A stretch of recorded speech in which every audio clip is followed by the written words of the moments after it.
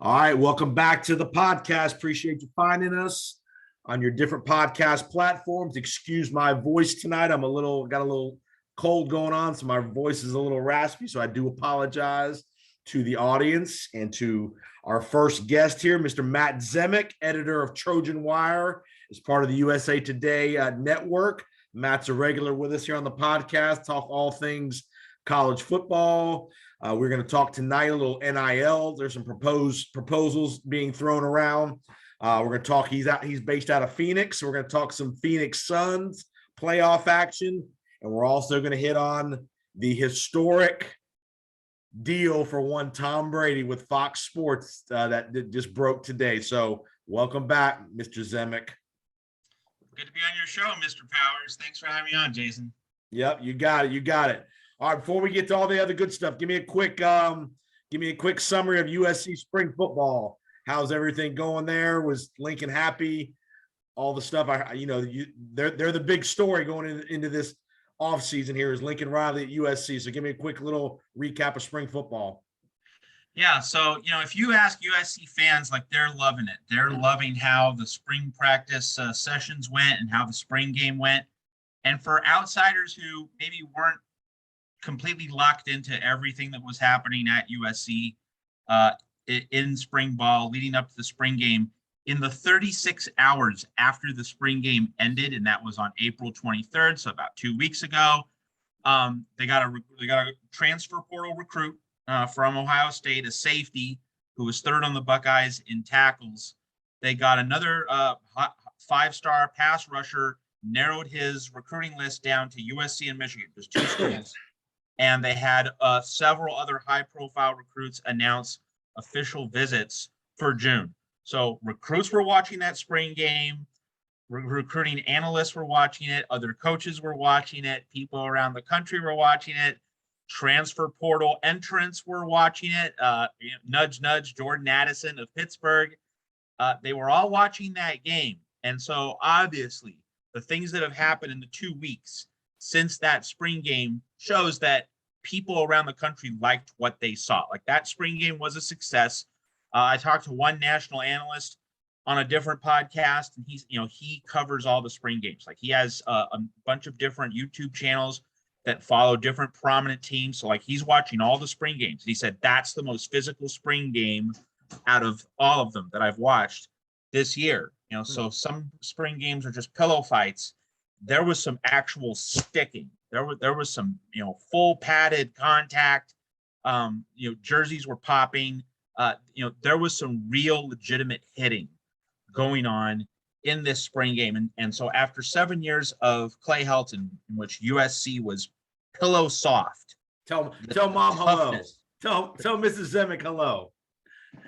Mom just walked in the picture for a second. Tell mom. Yeah. She has things to do. Yes. So, didn't make much of a noise though. No, but good. Anyway, Clay Helton USC teams were, Charmin soft. And so USC fans, the main thing they did want to see from the spring game was physicality, because that's been missing. USC swagger, USC acting like the big dog on the block again, after rising from the rubble of the 4-8 season last year, in which rival UCLA went into the Los Angeles Coliseum and hung 62 on the Trojans. I mean, that defense just did not show up. It cratered, terrible coaching, no culture, and just the defense wilted at the first sign of adversity. USC fans wanted a physical spring game. They got a physical spring game. Now the team isn't very deep, and the lack of depth on the defensive line first and offensive line a close second. That's the most urgent issue with this team by far. They need a lot of bodies. They aren't where they want to be there, but linebackers really played well. They've really beefed up that position group. They got Shane Lee, the transfer from Alabama. They got Romello Height from Auburn. Now he's going to be an edge rusher more than a traditional linebacker, but still he played linebacker at times at Auburn. And so they're a lot better at linebacker right now. They also got Eric Gentry from Arizona State in the transfer portal. He was arguably Arizona State's best defensive player. So another quality linebacker to add to the mix. Gentry obviously didn't play spring ball. So the linebacker group is much improved, but the two lines, those are the real deficits. That's where USC needs to load up in the portal, find more bodies who can eat snaps, and create a situation in which they can rotate people in and out, and also be more insured against injuries for the coming season. But if you look beyond that one crisis point in the trenches, linebackers are really good. The skill positions are excellent. Caleb Williams did what he was expected to do in the spring game, made some highlight reel plays, got various receivers involved. Caleb Williams was 5 of 5 on the first drive of the spring game, but the key point there is 5 different receivers caught those 5 passes. Right. Saw the wide receivers get involved. And then the 2 main running backs, they're both transfers from other Pac-12 schools. Travis Dye from Oregon is going to be the RB1. Austin Jones from Stanford is going to be the RB2. They were both great in the spring game. Great burst, acceleration, hit the hole hard. They did exactly what was expected of them. So it's really just the line play. If USC can get decent line play and basically fight to a draw up front, Right. It doesn't necessarily have to dominate, but just don't lose. Don't lose up front. The skill players are there to light up the scoreboard on a regular basis. So Trojan fans are cautiously optimistic. They just are worried about injuries on the 2 front lines. That's really the one. That's like the sword of Damocles hanging over the USC season. It's the Right. one thing that people are really freaked out about. If they get good injury luck, this season can be great.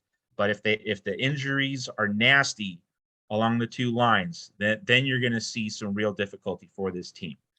All right. As we go from speaking of the transfer portal and such, a lot of NCAA chatter in the last couple of weeks. They're going to try to reform some of the transfer portal, some of the NIL stuff.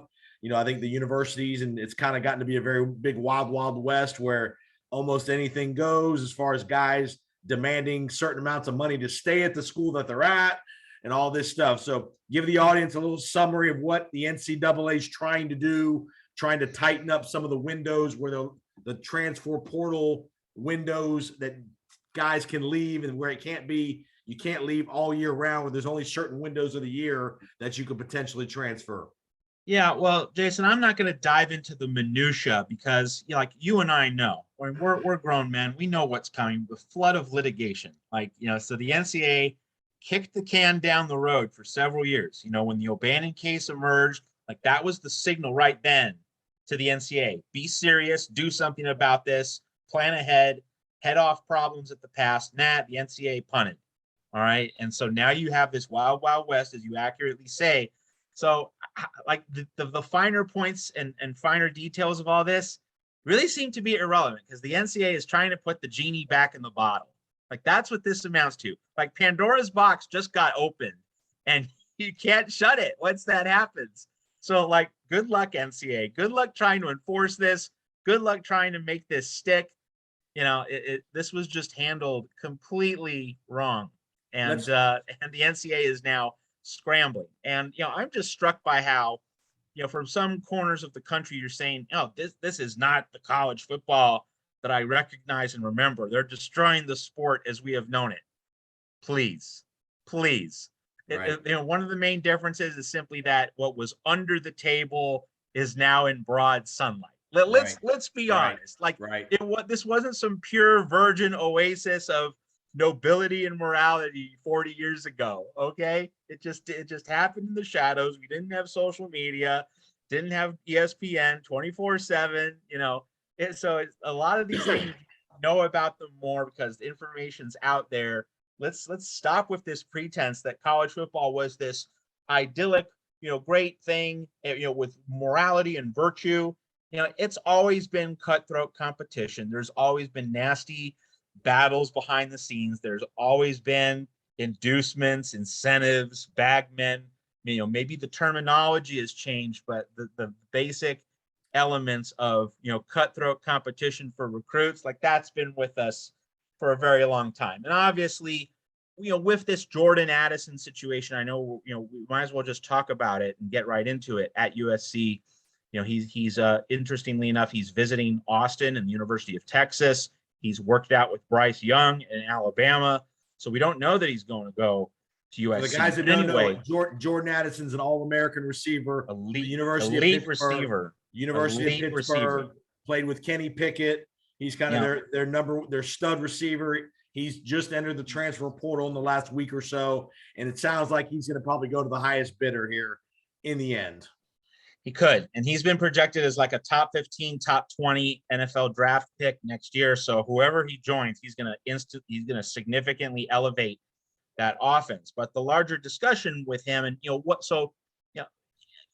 most things that we're talking about here, they've been around in college football for decades. But what is unique about this situation is the transfer portal. Like, we did not have the transfer portal 10, 15, 20 years ago. So that's different.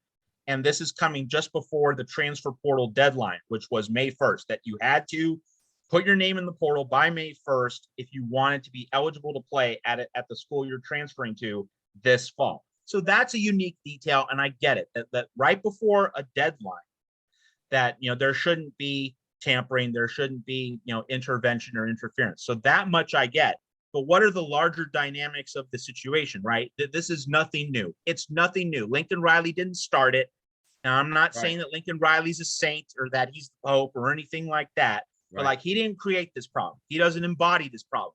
He's just one of a lot of different coaches, football and basketball, who are part of these very familiar dynamics. And what's the thing that is virtually impossible to prove and therefore to enforce? It's when a coach tells a player, hey, you're buddies with this guy. Maybe you could go recruit him. You will never be able to prove that. All right. But Caleb Williams, USC's quarterback, is friends with Jordan Addison. He knows him. So, what probably happened? Lincoln Riley probably did, nudge Caleb Williams and said, hey, if we can get Jordan Addison, that would be really great. Can you reach out to him? I know you're a friend of him. But you can't prove that, right? You can't. It's just something that's so back channel and shadowy in nature. You can't prove it. So, okay, let's say Lincoln Riley did tell Caleb Williams to recruit Jordan Addison. If you can't really enforce a rule, if you can't really make it stick, why is that rule on the books? Or at least, why don't you have a better rule structure? I mean, there has to be something more serious, something more substantial we can do to regulate what people would outside USC and outside the Pac-12 might view as tampering. Like, I'm not saying that USC's virtuous here. I'm just saying that USC's not uniquely at fault. Like, everyone wants to put the black hat on Lincoln Riley and call him the bad guy. The other top programs are doing this. Let's just be honest about this. It's the singling out of USC, which really gets me here. That's the frustrating part. It's not that like the substance of what's going on is unique to USC. It's just that the Trojans are being singled out. So maybe if you're serious about enforcing tampering in the transfer portal, you just say, like, hey, no social media activity in the 1 week before the portal deadline among players. Like, players can't recruit in the 1 week. And even then, like, they could use a burner phone, or they could use a private communications, but like, maybe you could do something just to place a certain degree of restrictions on there. But like, right now, like, what kind of enforcement policy do you have for the kinds of things that people suspect will happen? If you can't enforce something, why is it a thing? Why is it a rule? There just has to be some realism in this discussion, and I haven't really seen a lot of it. Here's what I would say on the transfer portal. I'm all for kids should be able to transfer at least one time free of charge. Every kid should be able to leave one time during their college career for a variety of reasons, whatever it is. You should have one opportunity to leave free of charge without having to sit out. Now, if you're transferring 2 and 3 times, I don't agree with that. I think you should at some point have to sit out, whether it's a season, whatever it is, unless there's an extraneous circumstance. But most people, again, one free transfer. 2, I would love to see some designated times in the calendar when you can transfer. To me, you shouldn't be able to. I like the May 1 deadline. All spring football is typically over by then. Most schools are out of session by then. I think you should have a May 1 deadline to announce the transfer, and then maybe make it by July 4th. You have to make your decision, because it should not be all the way up until the fall practice starts the first week of August that kids are transferring and changing schools. I think by July 15th, when you pick the date in July, rosters should be able to be set for these coaches and these programs. Yeah, coaches and programs need to have that. I would agree with that. Like there is, I'm not a soccer expert by any means, but they have something called a transfer window. Yes, so right. It's a specific period of time in which, player movements can occur. Yeah, like that, just apply some structure to this whole process to be able to just make an abrupt decision at October, any point, in the middle of any point on the calendar. Yeah, right. like that is just that's just a destabilizing force. And right. Coaches could have the rug pulled out from under them. Yeah, let's give some structure to this process. I don't think that's asking too much of players to have to make a decision by a certain date. And I think, right after spring ball, you get a week or two to think about it, where you stand, where you want to go. Yeah, like that makes sense. But to have an endless calendar, how does that help anything? In every sport will have a different set of dates, because the calendar in basketball is different than football. The calendar in men's college baseball season is different than football and basketball. So whatever the calendar is for that sport, create a calendar to where guys or girls have to make a decision by a certain day, and allow them to make a decision in the fall semester between December 1st and December 15th. Maybe make December 15th the transfer deadline, and you got to make a decision by December 27th or whatever the day is. But that's not punitive at all. It's just providing frameworks and guidelines and parameters. Absolutely. That seems entirely reasonable. The NIL, there's some rumors that the NCAA again is trying to structure it a little differently, to where all these schools are creating what's called these collectives, where basically like a political super PAC. These collectives can raise money and disperse the money to their athletes that they're bringing to campus. So it's kind of like a recruiting tool. And I think the NCAA is trying to classify these collectives as boosters, and thus you can't have there's specific rules related to boosters that you can't give money and all that stuff. So what are your thoughts on them trying to regulate these collectives and what these universities? Because you've heard stories about Caleb Williams, for example. Collectives, that University of Georgia, well, I'm just picking a school, will raise $3 million and they'll disperse it amongst their 25 athletes for their NIL money. What are your thoughts on this whole collective thing and classifying them as kind of boosters? This is so stupid. This is like herding cats. Like how, now that you've allowed this economic activity to proliferate and be, in the open, how are you going to rein this in? And now that you've created the expectation that players can be essentially free agents and can search around for the best deal, how are you going to now restrict this? Like, good luck. Like good luck in court. Good luck litigating this. Right. If you want to make the attempt to, like, the horse is out of the barn here. Like, I just don't see how the NCAA can do that. I think, instead of restricting, it's less about restrictions. It's more about structuring. Right. There just wasn't any structure. The NCAA did not have an actual plan. It was just, the court ruled against us. Well, so I got to allow it, I guess. And just there wasn't really a lot of forethought or care poured into this. So we've seen judges, not only rule against the NCAA, but in their statements, like they would admonish the NCAA in court. Like, how's the NCAA gonna reverse this tide? What's the argument that the NCAA comes up with to convince judges in the litigation that's almost certain to come our way? What is the rationale that's going to change minds on this? I'm not seeing it. I'm not finding it. I'm just that's just my general reaction to this. Good luck, NCAA. You abdicated your responsibility. You fumbled the ball here, and now you're scrambling desperately. It's 4th and 20 at your own 3-yard line in the final minute of the game. Good luck. Like, you made this bed, and you're just up a creek without a paddle.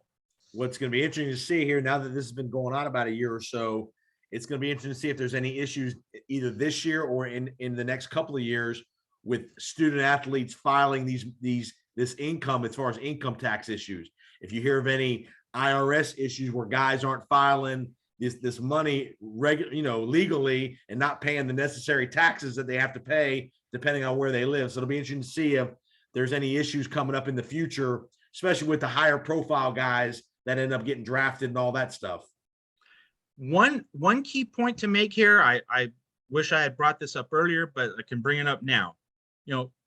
In a couple years, the Pac-12 and George Kliavkoff are going to negotiate a new round of media rights deals for Pac-12 football, for Pac-12 athletics. So there's going to be a roundtable of negotiations with ESPN, Fox, CBS, the various players that are interested. I think one of the ways forward here in the larger theater of NIL and pay for play is to tether media rights deals to compensation for athletes, because, hey, these are television deals to watch these guys play. Right. Why not set aside a certain percentage of these media rights deals for the athletes? And maybe that way you can get like some, not just guaranteed income, but locked in income as a percentage. Like it's not completely unrestricted. I mean, it's open to negotiation, but like when ESPN negotiates a college football contract with a given conference, that there could be just set aside money, and that that's going to every school in the conference, so it enables the schools in the lower tier of the conference, to still have a foot in the door in terms of competition. Like they would have a pool of money to give to players through NIL. So like Washington State's getting money, not just USC. Purdue's getting money, not just Ohio State. So I think that tying media rights money, a set percentage, maybe 5%, maybe 10%, and setting that aside for NIL to all schools in various conferences, that's a way to, at least to a certain extent, maybe you're not going to fully level the playing field, but it's a way of giving the lower tier schools in various conferences at least a foot in the door, at least some material benefit from everything. So that's not just the superpowers cleaning up everything in this landscape. That's a great point. I think you will see that. I mean, again, you're going to see deals with Amazon's going to probably get involved in the college football world. Apple's going to get involved, some of these streaming services. So that's a great idea for sure.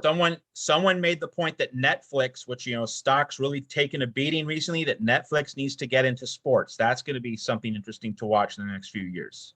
You listen to the Powers on Sports podcast. I'm Jason, along with Matt Zemek, editor at USA Trojan Wire, USC Trojan Wire, as part of the USA Today platform. Speaking of media deals, the GOAT, the man in my neck of the woods, who was retired all of 40 days and now is back, has just announced a 10-year, $375 million deal with Fox to now be the lead analyst for Fox whenever, quote unquote, his playing days end, replacing, going to work with Kevin Burkhardt. We're going to probably replace Greg Olson, who's probably going to be the interim for a year or two, depending on how long Brady plays.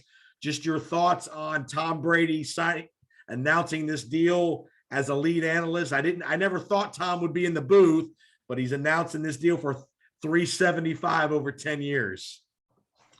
Well, a lot of different things to pick apart here. One is that Tom Brady has a biting, sarcastic sense of humor. And so if he brings that to the booth, if this is the real Tom Brady and not kind of a scrubbed down cosmetic Tom Brady, but if it's like an unfiltered Tom Brady, that's going to be great television. That's the first thing. So I hope that he's his fully authentic self in the booth. And now in terms of the economics, wow, that is a lot of money to fork over to an analyst. And, do people really watch NFL games because of who the play-by-play and color commentators are? Like, do people really care whether it's Troy Aikman or Chris Collinsworth? I don't think so. Like, if it's Cowboys Packers at 4:25 Eastern time in November or December, like, you're watching the game, it's Cowboys and Packers, not because of who's on television. So, my first instinct is to think that it's an overpay, but I will acknowledge that Tom Brady, like, we have Tom Brady and you don't, like, that's been an argument for why the Patriots and now the Buccaneers are Super Bowl favorites. So Fox is carrying that over to the broadcast booth, and I can certainly see how Fox feels that there is considerable upside here, and Fox might be proven right. But boy, it's still a lot to fork over for a product that really sells itself. Right. The NFL is still king in this country. There isn't really a sense that the popularity is waning in any real sense. Like the NBA is not gaining more of a foothold. Hockey's not gaining more of a foothold. Baseball certainly isn't gaining more of a foothold. Like everyone bows down to the NFL. So like, do you really need to be paying your lead analyst that much money? I really don't think so, but I understand why Fox made the move that it did. And there's been some history over the years of it not working out real well. Joe Montana, everybody thought would be a great analyst and all that stuff, and he did not do it very well. Drew Brees has gotten off to kind of a rocky start doing his work with NBC. Jerry Rice has not done well. Emmitt Smith has not done well. So it's not a guarantee just because you're a big name athlete that you're going to be a tremendous, analyst and all that stuff. And, I would be shocked if there's not an out clause in that deal for Fox or Tom Brady to say after 5 years, if it's not working out, we'll come to a settlement of something. Because I'd have a hard time believing, one, I don't see Tom Brady wanting to do this for that long, maybe a few years. And again, he might be great for all I know, but we've heard all the stuff with Giselle wants to be there for his family in the offseason. Well, that's 20 weekends a year. You're not going to be with your family. And he's got kids that are in the, 9 to 12, 13, 14, 15-year-old range where you'd think in the next few years he'd want to be there on the weekends to see his son play football or see his daughter do whatever she's doing. So I would be surprised if Tom Brady lived out this full 10 years of the deal. You never know, but we'll see. Oh, it's gonna be fascinating. Tom Brady has already gone through different thought processes and different stages of mindset after his initial retirement. Of course, then he unretired. So like this is a complicated puzzle that he's still trying to figure out. It does, I think, reinforce what you just said, that is he going to stick to a long-term commitment? Because it really seems as though Tom Brady has not known exactly what he wants to do after he finally hangs up the cleats for real. So like the idea that he's going to be locked into an extended relationship with Fox, I think skepticism is an appropriate posture to take. Here's a tweet that I put out today that I think is really interesting to think about this year, especially Fox has the Super Bowl this year. Yep. What if the Buccaneers get knocked out in the wild card or divisional round? Are they going to bring in Tom Brady as a grand entrance to Super Bowl this year? Are you going to go with Kevin Burkhardt and Greg Olsen on the Super Bowl when you have Tom Brady sitting in the wings and available theoretically? Or would this not be a great opportunity to debut Tom Brady at maybe even a three-man booth? Maybe three-man booth. Yes, I think three-man booth fits. If the Bucs lose in the divisional or earlier, not if they get to the NFC title game. I agree. I agree. Yes. But that would be an unbelievable spectacle for Tom Brady to make his debut in the Super Bowl this year, because Fox, it'll probably be another 3 or 4 years before Fox gets another Super Bowl. So this would be a perfect time if they were to get knocked out early in the playoffs, that you could bring Tom Brady straight from the field to the booth, even if he doesn't retire. I'm sure there's there's a clause in the contract where he could work that Super Bowl if the Bucs if they're out of the playoffs. So something to think about as we get into this football season. No doubt. And hey, CBS didn't have guys in the booth way back when, but like I remember watching on YouTube clips like Tom Landry after the Cowboys were eliminated from the 1979 NFC playoffs. He was part of the NFL Today studio with Jimmy the Greek, Brent Musburger, Irv Cross, for the NFC title game between the Rams and the Bucs in 79. So like if Brady will at least be in the Fox studio, I think that's a guarantee if the Bucs lose in the divisional. No doubt. So interesting news. And again, maybe it's just, who knows? It might be seed money for Tom Brady to help finance his other things he's got going on. Not that he needs it, but wouldn't be too surprised.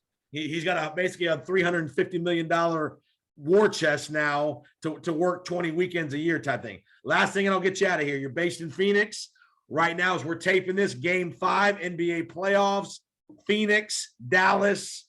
Your thoughts on the Suns? I mean, you're dialed in there with the Suns. They're the favorite in the West. Obviously, them and Golden State seem to be on a collision course. Any trepidation about Phoenix getting through the Mavericks? There's a little bit because the Suns struggled so profoundly in games 3 and 4 in Dallas. Like Dallas was in control of those games almost the whole way. And I think the real questions are surrounding Chris Paul and not his quality, not his brilliance, but just there might be a sense that what happened to him with the Houston Rockets, where his body wears down under the grind of the playoff push, working toward the NBA Finals, where his body wears down and he's not going to be there for you every night. I was talking about this with a friend the other day that, he had some bad games against the Pelicans, but then, he started the Mavericks series really strongly, but then had the 2 bad games in Dallas. So like you get a couple good games from Chris Paul and then a couple not so good games. And that relentless consistency isn't quite there. And one of the things that's been in the back of my mind the whole season is that, if you've paid attention to the NBA, that the Suns are the best fourth quarter team in the NBA.